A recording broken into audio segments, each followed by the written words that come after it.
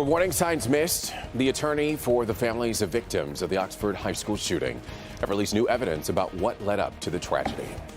And it came from interviews with school employees who had contact with Ethan Crumbley before the shooting. Yes, attorney Ben Johnson unveiled a new picture drawn by Crumbley and emails sent between those school employees.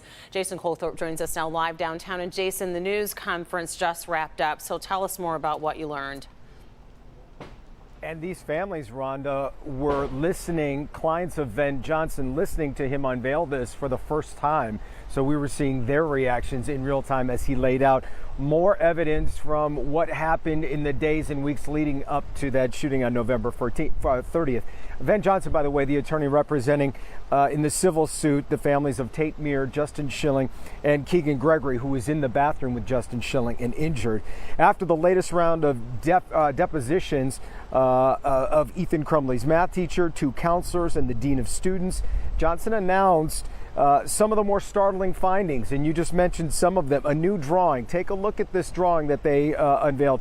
Now, part of that is a gun magazine, they say. Now, that's a little ambiguous, but they say when you couple it with the fact that the drawing of the person there that's of him once was holding a gun, but then they say you could clearly see it had been erased. He says another teacher also expressed concern about Crumbley's writing assignment, an autobiography which had disturbing details, as well as another assignment.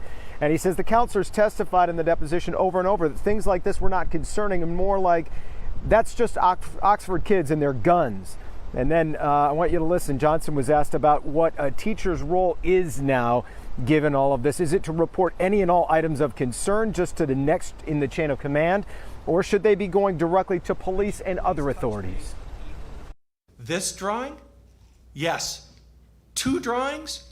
Yes. My life is useless? Yes. With a dead body bleeding all over? Yes. I am saying that. And anyone that says differently shouldn't be teaching.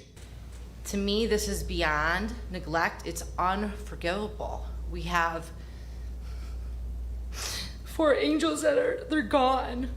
You know, I can't find an excuse for dropping the ball again and again and again.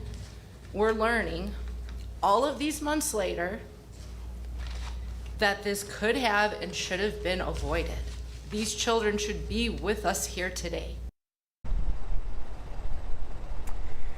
Now, there are more depositions in this case. The civil suit's a long way from starting. The next trial date isn't, court date, I should say, isn't until February, and that's not even the beginning of the trial. Ben Johnson says there are several more depositions to go through the end of the year. They'd like to depose as well Ethan Crumbley and his parents, but right now they're involved in a criminal case, and that's unlikely, so we'll see where it goes from there. Coming up later on Local 4 News at 5, you'll hear from Tate Myre's father and also Keegan's mother in all of this. For now, we're live downtown. Jason Colthorpe, Local 4.